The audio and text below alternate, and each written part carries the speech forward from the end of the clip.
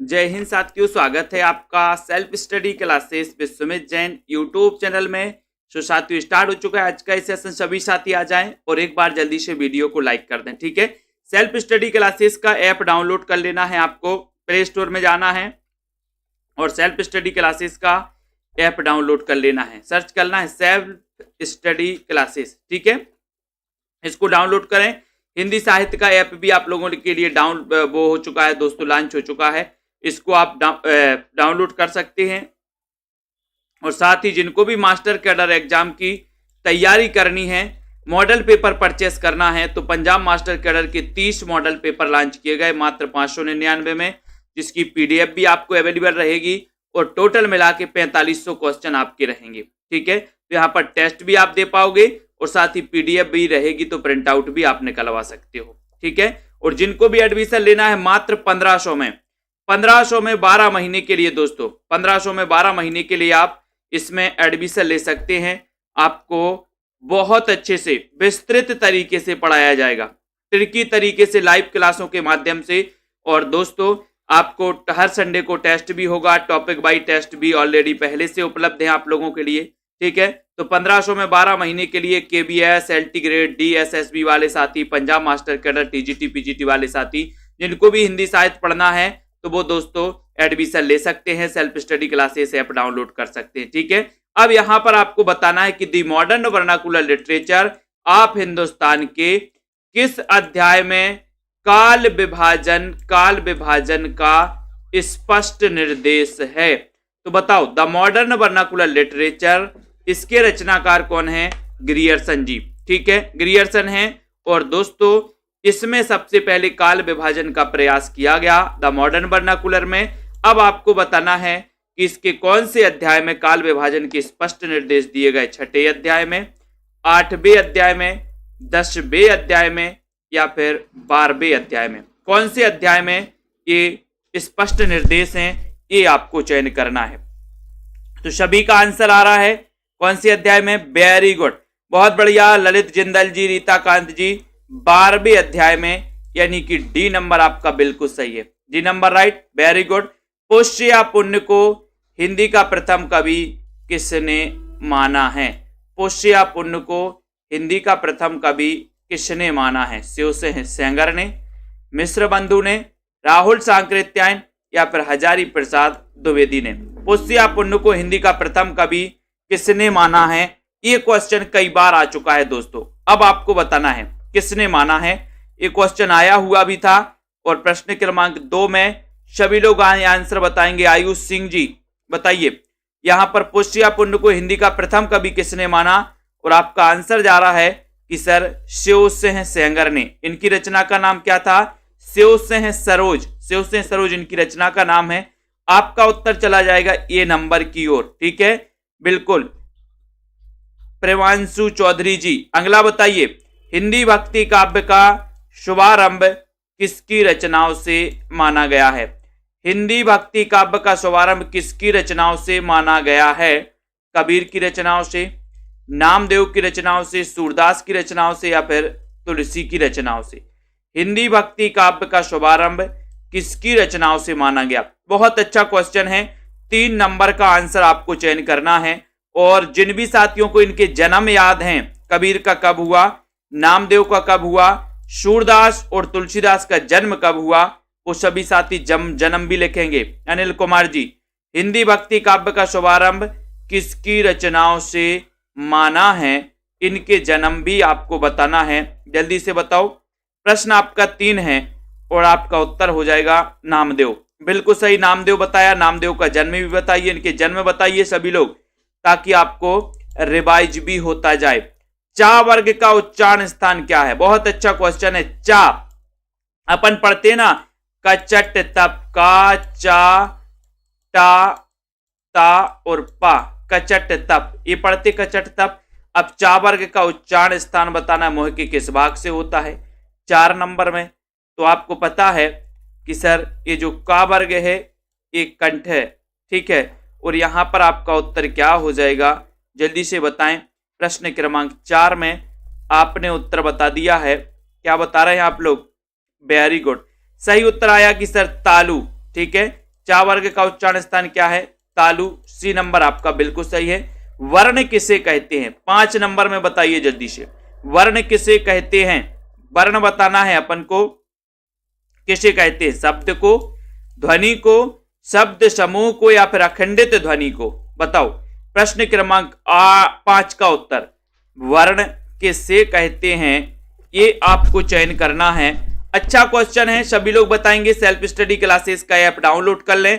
और दोस्तों यहां पर आपको वर्ण के बारे में बताना है कि वर्ण किससे कहते हैं। श्वेता सैनी जी, आयुष सिंह जी, प्रश्न क्रमांक 5 में, और आपने उत्तर बता दिया। बहुत सारे सी बता रहे हैं, सी नहीं, वर्ण पूछा, वर्ण, वर्णमाला शब्द समूह नहीं, अखंडित ध्वनि को वर्ण कहते हैं। ये डी नंबर आपका सही होगा। डी किसने बताया? किसी ने नहीं बताया डी, सब जा रहे हैं बी की ओर। मोहित और हर्षिता जी ने डी बताया, वेरी गुड सरिता भाटी जी। ये अखंडित ध्वनि को वर्ण कहते हैं, डी नंबर। वारकरी संप्रदाय के प्रवर्तक कौन है? वारकरी संप्रदाय के, वारकरी संप्रदाय के प्रवर्तक बताना है, जल्दी से बताइए फटाफट से। वारकरी संप्रदाय के प्रवर्तक कौन है?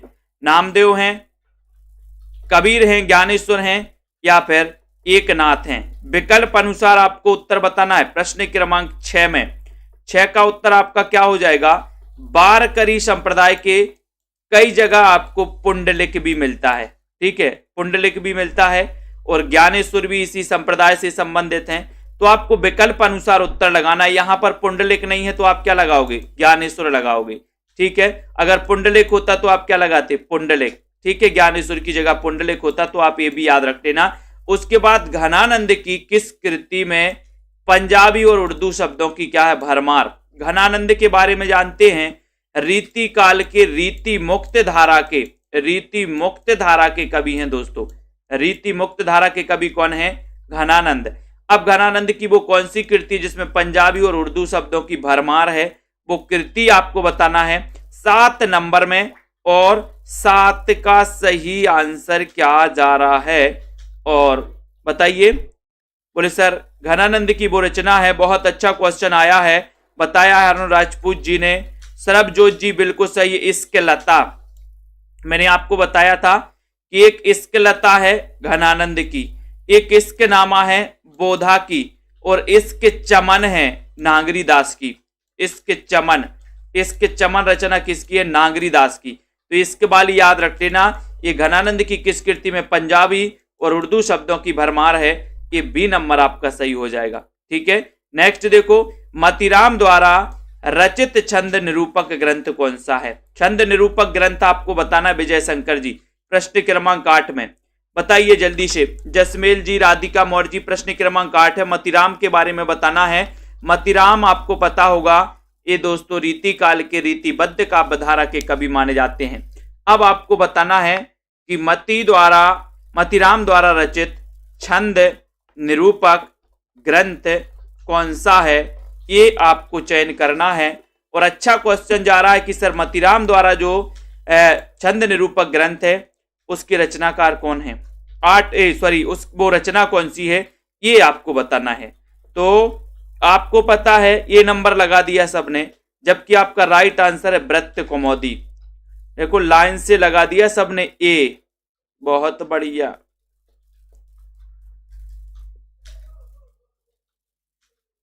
उत्तर आपका क्या हो जाएगा?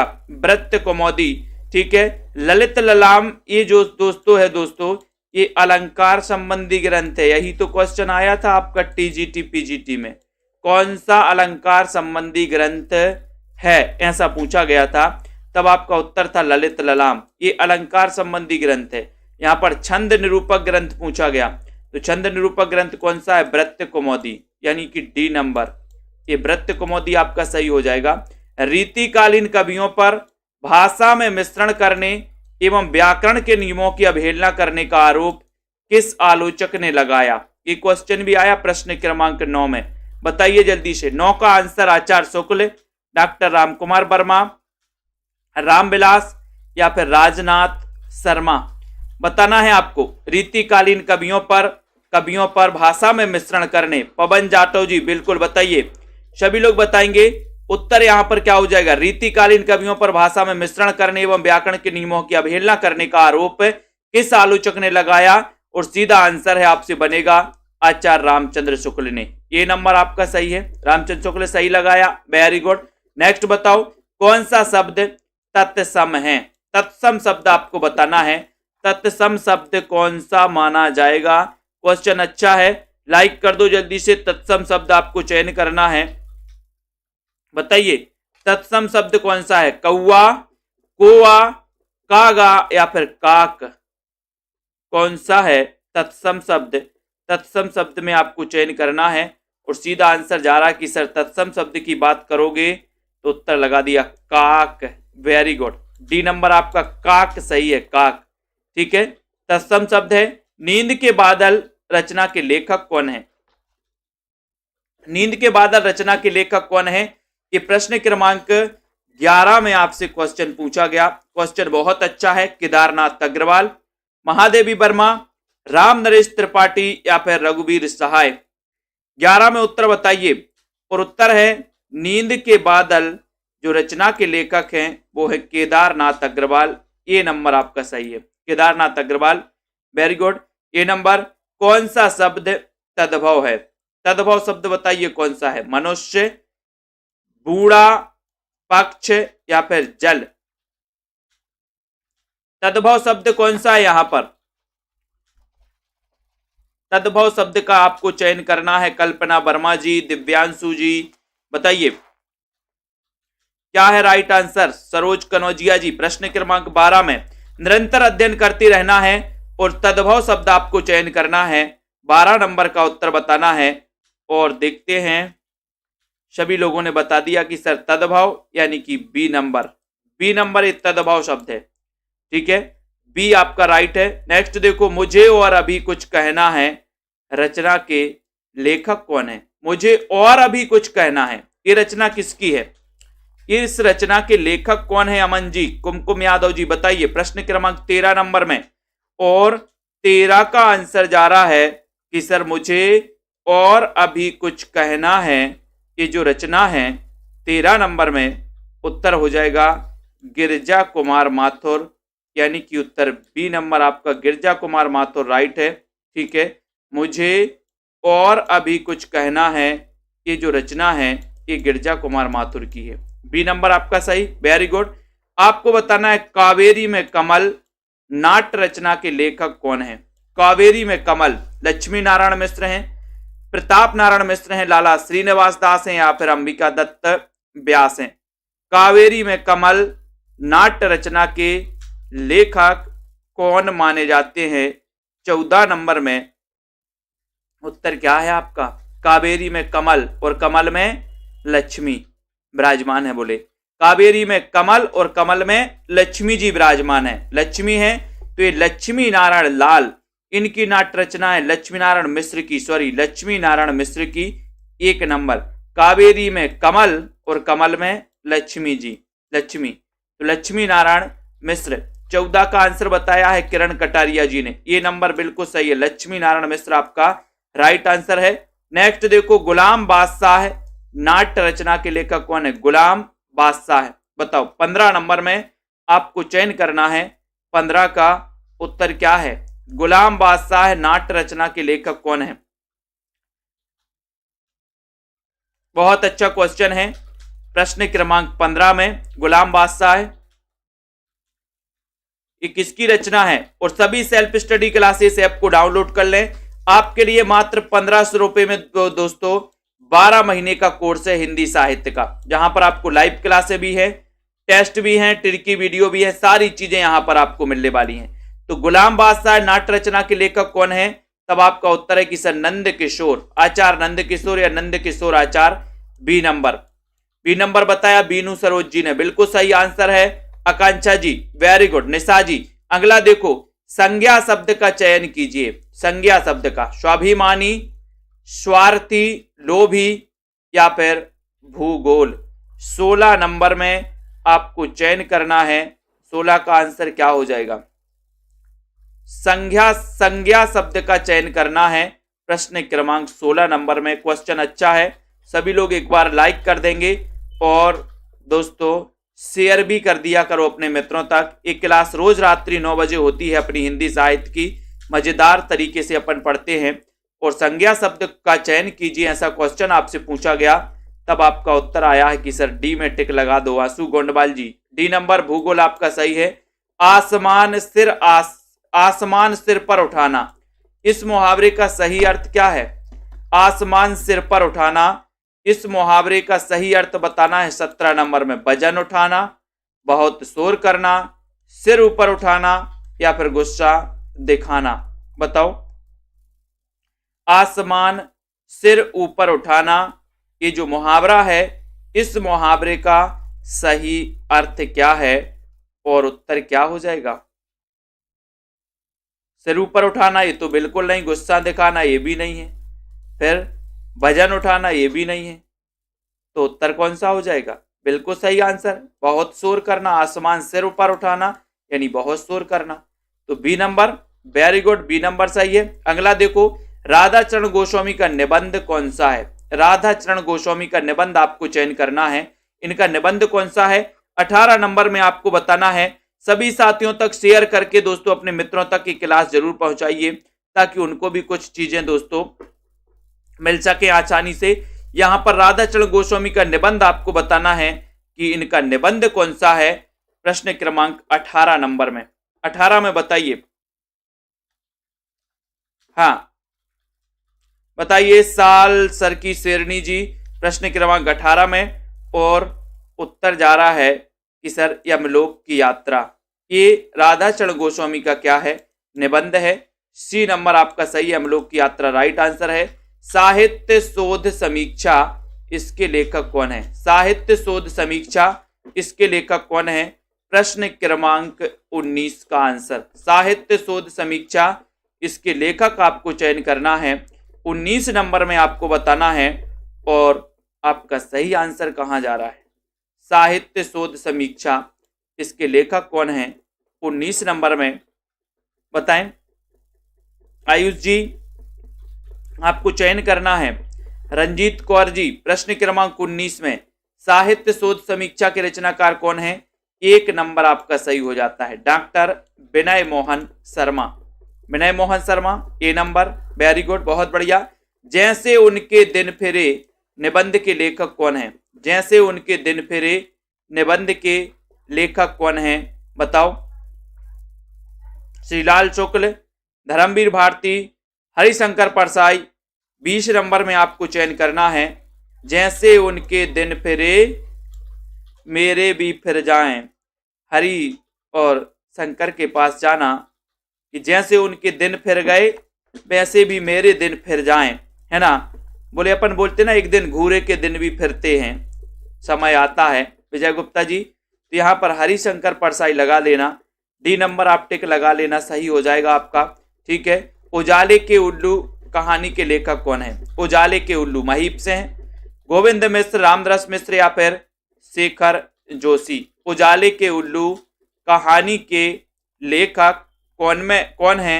21 नंबर में उत्तर क्या हो जाएगा?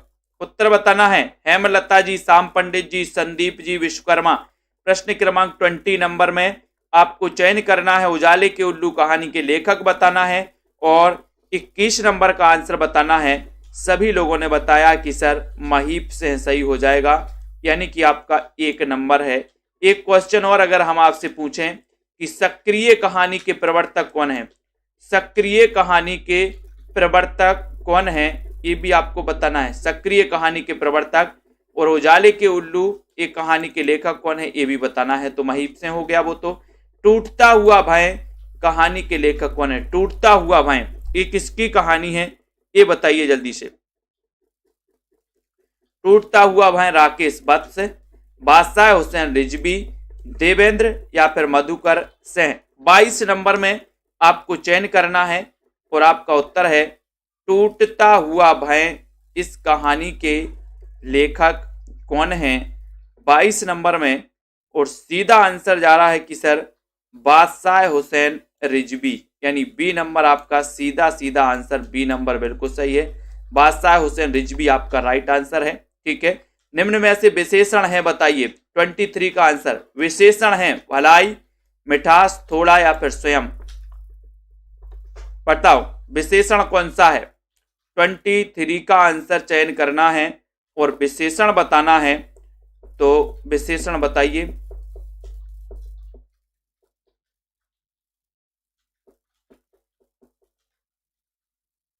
कौन सा है विशेषण 23 में।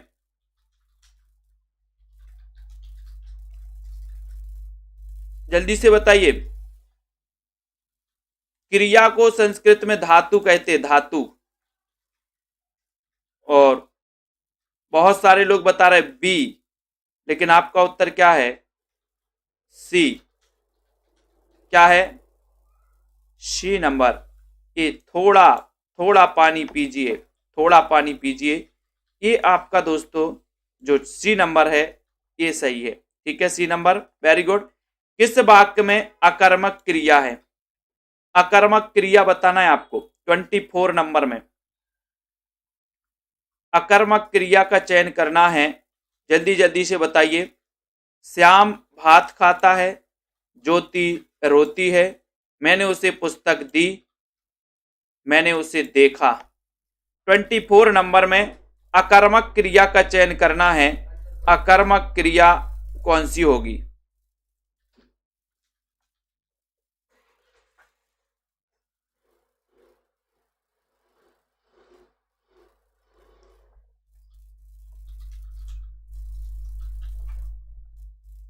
तो यहां पर अकर्मक क्रिया कौन सी हो जाएगी। और आपका सीधा आंसर जा रहा है कि सर बी नंबर, ज्योति रोती है, अकर्मक क्रिया है। बी नंबर आपका सही है। जालपा प्रेमचंद के किस उपन्यास के पात्र हैं, जल्दी से बताना है। जालपा प्रेमचंद के किस उपन्यास के पात्र हैं। एक बहुत ही अच्छा क्वेश्चन पूछा गया 25 में, और 25 में राइट आंसर आप लोगों का क्या जा रहा है कि सर जालपा अगर पूछा गया है तो उत्तर क्या हो जाएगा। उत्तर हो जाएगा कि जालपा जो है ये प्रेमचंद के गबन उपन्यास, सेवा सदन कर्म भूमि गबन गोदान मंगल सूत्र। ठीक है, तो ये आपका ये नंबर राइट है पवन जी, बहुत बढ़िया। निशी जी नेक्स्ट देखो, आओ पैपे घर चलें उपन्यास की लेखिका कौन। आओ पैपे घर चलें उपन्यास की लेखिका आपको चयन करना है और बताना है और शेयर भी कर देना है। ठीक है, आओ पैपे घर चलें उपन्यास की लेखिका कौन है। 26 नंबर में बताना है। 26 का राइट आंसर क्या जा रहा है। और आओ पैपे घर चलें, कहां से घर चलें, खेतन से। खेत में गई थी, अब खेतन से घर चलें। ऐसा ही होता ना, खेत में जाते हैं अपन तो क्या बोलते, चलो घर चलें अब। ठीक है, तो खेतन में गई थी तो क्या बोला, आओ पैपे घर चलें। कहां से, खेतन से। खेतन से तो प्रभा खेतान, सी नंबर सही हो जाएगा। ठीक है, हिंदू नवजागरण और संस्कृति आलोचनात्मक कृति के लेखक कौन है। हिंदू नवजागरण और संस्कृति, ये आलोचनात्मक कृति किसकी है। दिलीप यादव जी बताइए जल्दी से। और सेल्फ स्टडी क्लासेस जिन्होंने ऐप को डाउनलोड नहीं किया है वो सभी साथी ऐप को डाउनलोड कर लें। हिंदी नवजागरण और संस्कृति आलोचनात्मक कृति के लेखक बताना है। शंभुनाथ हैं, गिरजा कुमार माथुर हैं, नेमी चंद्र हैं या विश्वनाथ तिवारी हैं। 27 में सही उत्तर क्या हो रहा है आपका, हिंदी नवजागरण और संस्कृति के लेखक कौन है, कुरैशी जी बताइए। 27 नंबर में, और हिंदी नवजागरण और संस्कृति इसके जो लेखक हैं वो लेखक है कौन, गिरजा कुमार नहीं, शंभुनाथ हैं। ये नंबर सही हो जाएगा आपका। कौन है, हिंदी नवजागरण और संस्कृति के लेखक हैं शंभुनाथ। ए नंबर शंभु कौन है, ए नंबर है शंभुनाथ हैं। 27। अनिल जी, कपिल सो रहा है वाक्य में क्रिया का भेद बताइए। कपिल सो रहा है अकर्मक है, सकर्मक है, प्रेरणार्थक है या फिर द्विकर्मक है। बताओ, कपिल सो रहा है। मैंने अकर्मक और सकर्मक क्रिया की एक वीडियो बनाई थी, बहुत ही अच्छी वीडियो है दोस्तों, आप सर्च कर लेना अकर्मक और सकर्मक क्रिया सुमित जैन या सेल्फ स्टडी क्लासेस इस प्रकार से, तो आपको यूट्यूब पर मिल जाएगी। बहुत बढ़िया, एक बार पढ़ दोगे कभी नहीं भूलोगे। कई रूप होते हैं अकर्मक और सकर्मक को जानने के लिए, कई नियम होते हैं। तो कपिल सो रहा है, इस वाक्य में क्रिया बताना है, कौन सी क्रिया है, तो इसमें तो अकर्मक क्रिया है। अकर्मक क्रिया ए नंबर। बद्री नारायण चौधरी प्रेमघन की आलोचना इनमें से किस कोटि की है? बद्री नारायण चौधरी प्रेमघन बताना है, इसकी बताए, जल्दी से बताओ किस कोटि की आलोचना है इनकी। 29 में। राखी आनंद जी, क्या है सही आंसर? आस्था जी, सुरेंद्र जी, सभी लोग बताएंगे उत्तर यहां पर 29 का। और 29 में आपका उत्तर जा रहा है कि सर जो बद्री नारायण चौधरी प्रेमघन हैं ये भारतेंदु मंडल के अच्छे कवि माने जाते हैं, वरिष्ठ कवि माने जाते हैं, ठीक है। और प्रेम के घन तो बचपन से लेके 55 तक फैले रहते हैं। तो ये 1855 में इनका जन्म हुआ था, ठीक है, ये भी याद रख लेना। और यहाँ पर उत्तर है कि इनकी जो कोटि है आलोचना इनमें से किस कोटि की है, तो वो परिचयात्मक कोटि की है। बी नंबर परिचयात्मक कोटि आपका राइट आंसर है। रहीमन जो गति दीप की कुल कपीत गति सोए और बारे उजियारे लगे बड़े अंधेरो होए, कौन सा अलंकार है? 30 का आंसर सभी लोग चयन करेंगे। रहीमन जो गति दीप की कुल कपूत गति सोए बारे उजियारे लगे बड़े अंधेरो होए, ये 30 नंबर में आपको चयन करना है। और 39 का आंसर हो जाएगा, क्या हो जाएगा कि इसमें जो दोस्तों क्या है अलंकार है, वो अलंकार है कौन सा है? देवेंद्र कुमार जी, बिल्कुल, जय हिंद। ये आंसर हो जाएगा श्लेष अलंकार। डी नंबर श्लेष अलंकार सही है, वेरी गुड, बहुत बढ़िया। कहती हुई यों उत्तरा के नेत्र जल से भर गए, हिम के कणों से पूर्ण मानो हो गए पंकज नए, है ना। इनमें से कौन सा छंद पूछा गया? छंद पूछा गया आपसे प्रश्न क्रमांक 31 में। और छंद को दोस्तों पढ़ा जाता है, देखा जाता है, उनकी मात्राएं गिनी जाती हैं, मात्राएं गिनना भी आपको, ठीक है, आना चाहिए। और यहाँ पर 31 का आंसर हो जाएगा कि सर कहती हुई ये उत्तरा नेत्र जल से भर गए। यहाँ पर जो छंद है वो छंद है यहाँ पर कौन सा? हरिगीतिका छंद है, हरिगीतिका है। सी नंबर हरिगीतिका आपका सही हो जाएगा, ठीक है। गिनना पड़ता है मात्राओं को। महादजी सिंधिया जीवनी साहित्य के लेखक कौन है? महादजी सिंधिया, ये जीवनी साहित्य किसने लिखी है दोस्तों? ये जीवनी किसने लिखी? इस जीवनी के रचनाकार कौन है? आंसू जी बताइए। मुस्कान वर्मा जी, प्रश्न क्रमांक 32 में महादजी सिंधिया जीवनी साहित्य के लेखक कौन है? ये 32 का आंसर आपको चयन करना है। और आपका उत्तर है कि सर महादजी सिंधिया ये जो जीवनी लिखी थी, ये लिखी थी किसने? संपूर्णानंद ने, संपूर्णानंद ने लिखी थी, यानी कि ए नंबर आपका करेक्ट आंसर है। संपूर्णानंद है। रितेश कुमार जी, सौरभ वर्मा जी, ए नंबर, ठीक है। बचपन के बेदिन, बचपन के बेदिन आत्मकथा के लेखक कौन है? बचपन के बेदिन आत्मकथा के लेखक कौन है? गुलाब राय, यशपाल, डॉक्टर देवराज, शिवपूजन सहाय। बचपन के बेदिन इसके रचनाकार कौन है? 33 नंबर में। और 33 का उत्तर है कि सर बचपन के बेदिन देव। मैंने आपको याद भी करवाया, बचपन के बेदिन देव, भगवान के पास जाना कि भगवान ये कैसा अन्याय कर दिया, बुढ़ापा आ गया, बुढ़ापा, जवानी भी चली गई, अब बचपन के बेदिन देव, देव, ठीक है। तो आपका मृत्यु करेंगे इस लोक से दूसरे लोक में, बचपन के दिन देव, बचपन के दिन देव, बचपन के बेदिन देव, देव से हो जाएगा क्या? Devraj Upadhyay, doctor Devraj Upadhyay, C number, ठीक है। देव आपका सही है। हस्ते निर्झर रेखा चित्र के रचनाकार कौन है? हस्ते निर्झर रेखा चित्र के रचनाकार कौन है? ये बहुत ही अच्छा क्वेश्चन है, सभी लोग बताएं। हस्ते निर्झर रेखा चित्र, ये रेखा चित्र किसका है? हस्ते निर्झर विष्णु प्रभाकर का, माखनलाल चतुर्वेदी, कैलाशनाथ काटजू या फिर कृष्णा सोपती? हस्ते निर्झर रेखा चित्र ये किसका है? 34 नंबर में। और 34 में आपका उत्तर जाएगा विष्णु प्रभाकर, ये नंबर आपका सही है। हस्ते निर्झर विष्णु प्रभाकर, हस्ते निर्झर दहकती भट्टी, सब किसकी कृपा से? विष्णु की कृपा से। तो विष्णु प्रभाकर, ये नंबर बिल्कुल सही है, ठीक है, बहुत बढ़िया। जॉनी जी, आरती गौर जी, बिल्कुल सही है, बहुत बढ़िया। अगला देख लो, हथेली पर सरसों नहीं जमती, हथेली पर सरसों नहीं जमती, लोकोक्ति का सही अर्थ क्या है? सरसों के लिए जमीन चाहिए, हथेली नहीं। काम के लिए समय चाहिए, जब चाहो तब काम नहीं हो सकता, सफलता समय पर आती है, या फिर हर काम में मनमानी नहीं चल सकती। तो 35 में आपको चयन करना है, 35 का राइट आंसर बताना है, और उत्तर क्या हो जाएगा? हथेली पर सरसों नहीं जमती।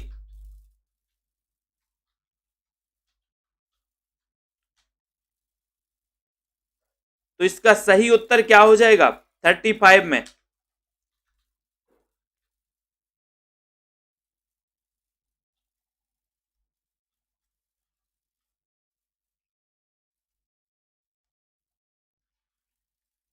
प्रश्न क्रमांक आपका 35 है, सभी को बताना है। और यहां पर जो उत्तर आ रहा है, सभी लोगों ने लगा दिया बी नंबर, बी लगा दिया। काम के लिए समय चाहिए, जब चाहो तब काम नहीं होता, ये है क्या? और आपका उत्तर है हर काम में मनमानी नहीं चल सकती, हथेली पर सरसों नहीं जमती। ठीक है, यानी कि हर काम में मनमानी नहीं चलती, यानी कि आपका उत्तर चला जाएगा डी की तरफ। डी नंबर आपका सही होगा, डी नंबर, हर काम में मनमानी नहीं चलती। ठीक है, नेक्स्ट देखो, निर्दय का विलोम शब्द क्या है? निर्दय का विलोम बताओ, निर्दय का विलोम क्या है?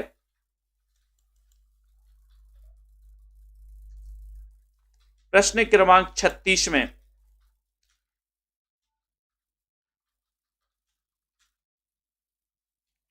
36 में बताइए, निर्दय का विलोम शब्द क्या हो जाएगा? सहृदय, सुंदर, सद्य, या फिर व्याघात?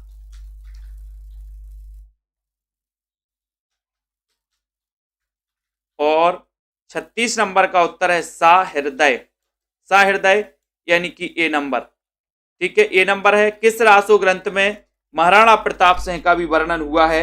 ये आंसर आपको बताना है, जल्दी से बताइए।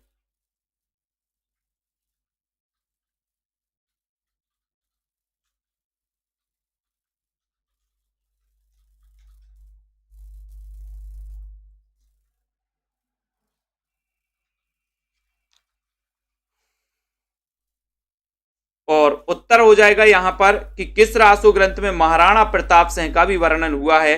ये क्वेश्चन आपसे पूछा गया है, उत्तर 37 नंबर में।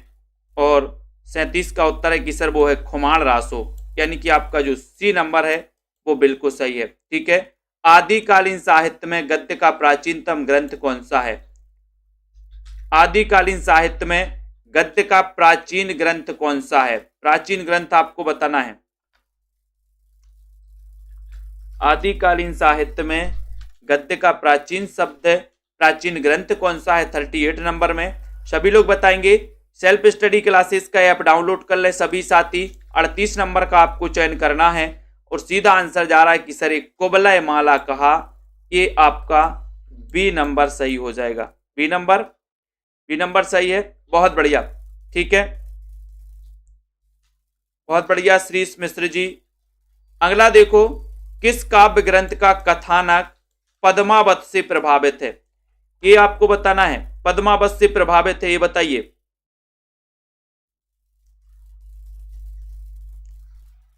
किस काव्य ग्रंथ का कथानक पद्मावत से प्रभावित है? 39 में।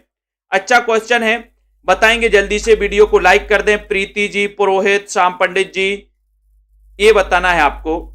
विपिन पांडे जी, गीता जी, प्रमिला, आयुष जी, विश्वास जी, निष्ठा जी। प्रश्न क्रमांक 39 में किस काव्य ग्रंथ का कथानक पद्मावत से प्रभावित है? 39 में मैंने कई बार आपको बताया है, और आपका उत्तर है चिताई वार्ता। और चिताई वार्ता के रचनाकार कौन है? नारायण दास। कौन है? नारायण दास। ठीक है, ये नारायण दास याद रख लेना। लंबोदर का समानार्थी शब्द क्या है?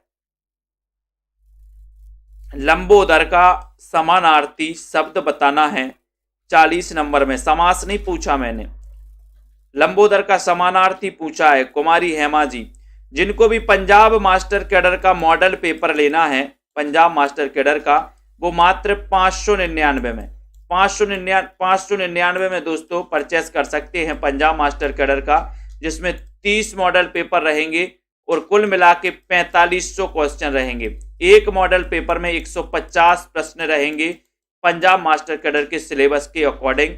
लंबोदर का समानार्थी बताना है 40 नंबर में, और आपने सीधा सीधा आंसर बताया कि सर सिद्धिदाता, यानी कि आपका सिद्धिदाता सी नंबर सही है। बिहारी के दोहों का उर्दू शेरों में अनुवाद किसने किया? एक अच्छा क्वेश्चन 41 नंबर में। आपको सेल्फ स्टडी क्लासेस दोस्तों ऐप को डाउनलोड कर देना है, ठीक है, और सभी साथी जुड़ जाएं। और सेल्फ स्टडी क्लासेस में बिहारी के दोहों का उर्दू शेरों में अनुवाद किसने किया, एक क्वेश्चन आपसे पूछा गया 41 नंबर में। और 41 का देखते हैं कौन सा आंसर जा रहा है। अच्छा क्वेश्चन है, लाइक किया करें सभी साथी, शेयर भी किया करें अमर भारती जी, ठीक है। और बिहारी के दोहों का उर्दू शेरों में जो अनुवाद किया है वो क्या है? मुंशी देवी प्रसाद प्रीतम ने, यानी बी नंबर मुंशी देवी प्रसाद प्रीतम आपका सही है। उर्दू शेरों में बिहारी के दोहों का उर्दू शेरों में अनुवाद किया है इन्होंने, मुंशी देवी प्रसाद प्रीतम, बी नंबर मुंशी देवी प्रसाद प्रीतम ने। अर्जन विसर्जन रचना के लेखक कौन है? अर्जन विसर्जन, इस रचना के लेखक आपको बताना है। अर्जन और विसर्जन बताएं। अर्जन विसर्जन ये रचना किसकी है? मैथिली शरण गुप्त की। जगमोहन सिंह, श्रीधर पाठक, माखनलाल चतुर्वेदी। अर्जन विसर्जन रचना के लेखक कौन है? 42 नंबर में उत्तर आपको चयन करना है 42 नंबर का। और अर्जन और विसर्जन बोले सर मैथी का अर्जन विसर्जन कर दो, मैथी का विसर्जन कर दो। तो मैथी से मैथिली शरण गुप्त 1886 में इनका जन्म हुआ था, चिरगांव जिला झांसी में। कहां पर हुआ था इनका? झांसी में, ठीक है, ये झांसी में हुआ था। और दोस्तों इन्हें राष्ट्र कवि की उपाधि दी गई, किसके द्वारा? महात्मा गांधी के द्वारा, ठीक है। इनकी एक रचना थी 1912 की, कौन सी? भारत भारती। इस भारत भारती की प्रसिद्धि के कारण 1912 की इस रचना के कारण इन्हें राष्ट्र कवि की उपाधि दी गई थी। सबसे ज्यादा प्रबंध काव्य लिखे थे 19, तो इन्होंने खंड काव्य लिखे थे, 2 इन्होंने प्रबंध काव्य भी लिखे हैं दोस्तों, जय भारत और साकेत, ठीक है। ये आपका ए नंबर सही है। सुकून की तलाश रचना के लेखक कौन है? 43 नंबर में बताना है सुकून की तलाश रचना के लेखक। इसका आंसर सभी लोग बताएंगे, सुकून की तलाश में और सुकून की तलाश बताइए। विजय शंकर जी, अध्ययन करना है, अध्ययन, बिना अध्ययन के तो काम बिगड़ता जाएगा, बिल्कुल सही। बताइए जल्दी से, सुकून की तलाश रचना के लेखक कौन है 43 नंबर में? और उत्तर है शमशेर बहादुर सिंह, यानी सी नंबर, शमशेर बहादुर सिंह, ये आपका सही है। सुकून की तलाश रचना के लेखक बताना है शमशेर बहादुर, सी नंबर आपका राइट आंसर हो जाएगा, ठीक है। शेर जब शिकार कर लेता है तो सुकून की तलाश करता है, सुकून, बोले आप सुकून से बैठेंगे, शेर, तो शमशेर बहादुर, ठीक है। देखो स्थूल शब्द का विलोम शब्द क्या है? स्थूल, स्थूल का विलोम बताना है, जल्दी से बताइए। स्थूल का विलोम क्या हो जाएगा? स्थूल का विलोम, ये प्रश्न क्रमांक 44 है। स्थूल का विलोम आपको चयन करना है। और सीधा आंसर क्या जा रहा है जल्दी बताओ। 44 नंबर में बहुत ही अच्छा क्वेश्चन है 44 का। और 44 का है कि सर स्थूल का जो विलोम होगा वो होगा क्रस। क्या हो जाएगा? क्रस, यानी सी नंबर। सी में आप टिक लगा दो, सी नंबर आपका सही हो जाएगा। किसी को जीतने की चाल के लिए एक शब्द कौन सा है? किसी को जीतने के लिए चाल, जीतने की चाल के लिए एक शब्द बताना है, कौन सा है? 45 में। अच्छे क्वेश्चन हैं, लाइक जरूर किया करें सभी साथी, शेयर कर दिया करें अपने मित्रों तक। 45 नंबर में किसी को जीतने की चाल के लिए एक शब्द का चयन करना है। और आपका सीधा आंसर क्या जा रहा है 45 नंबर के क्वेश्चन में? और किसी को जीतने की चाल उसे क्या कहेंगे? 45 नंबर में उत्तर क्या हो जाएगा? देखते हैं कौन सही बता पाता है। जिजी बिसु कहेंगे क्या? बहुत सारे लोग सी की ओर जा रहे हैं। जीतने की चाल बोला, जीतने की चाल, इसे क्या कहेंगे? कुमकुम यादव जी, और बताओ। सब लोगों ने सी बता दिया, कांचा जी ने बी बताया है, और जसमेर राम जी ने बताया जिगीसु, जिगी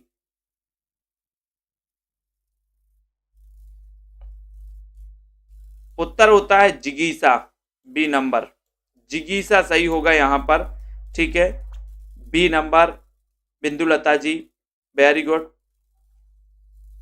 किसी को जीतने की चाल बोल रहे, किसी को जीतने की चाह नहीं बोल रहे, चाल, किसी को जीतने की चाल, ये जिगीसा कहलाएगा, बी नंबर कहलाएगा।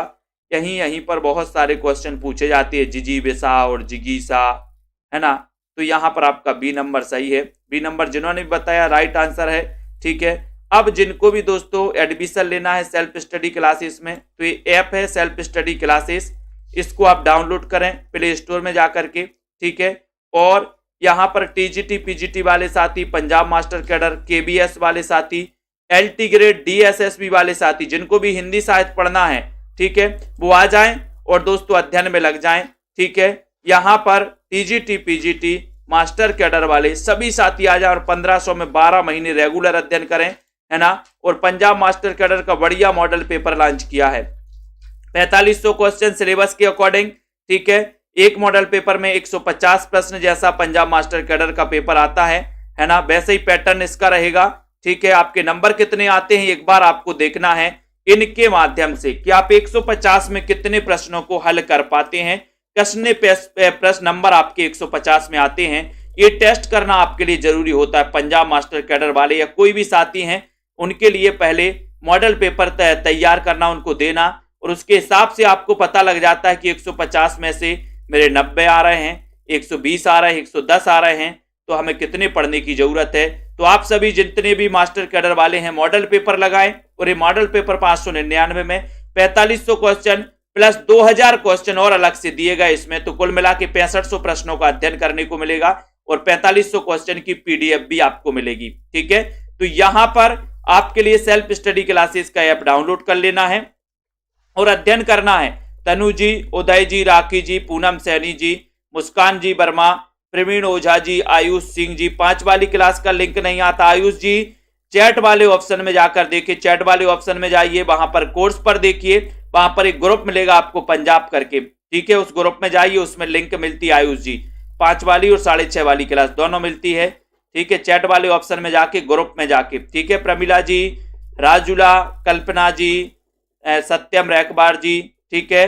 और अपने मित्रों को जोड़ते रहें, आगे बढ़ाते रहें, अपने साथियों को अध्ययन के लिए निरंतर प्रोत्साहन करें दोस्तों की अध्ययन निरंतर करो, पेपर जब आएगा आएगा। देवेंद्र कुमार जी, मुकनद जी, ठीक है, दिव्यांशु, लवली जी, नागौरी बैल जी भी आ गए, बहुत बढ़िया, वेरी गुड, विजय गुप्ता जी, ठीक है। तो सभी को धन्यवाद आज के इस वीडियो के लिए। सत्यम जी, संदीप जी, अपनी सबसे बड़ी दोस्तों कोचिंग की खासियत है कि आपसे सीधी बात होती है। आप कहीं भी एडमिशन लेते हो, आप बात नहीं कर पाते, सीधी बात आपकी नहीं होती। अगर आपको कोई प्रॉब्लम भी होती है तब आप सीधी बात नहीं कर पाते, कहीं से कोर्स, कहीं से कुछ आपको मिल पाता। अगर आपकी कोई समस्याएं होती हैं तो मैं आपसे सीधी बात करते हैं, आप कांटेक्ट कर सकते हैं, सीधे नंबर भी दिया है, तो आप कांटेक्ट भी करते हैं कि सर हमें ये प्रॉब्लम जा रही है, ये ऐसा ऐसा है, तो आप सीधा कांटेक्ट कर पाते हो अगर कोई आपको प्रॉब्लम जाती है।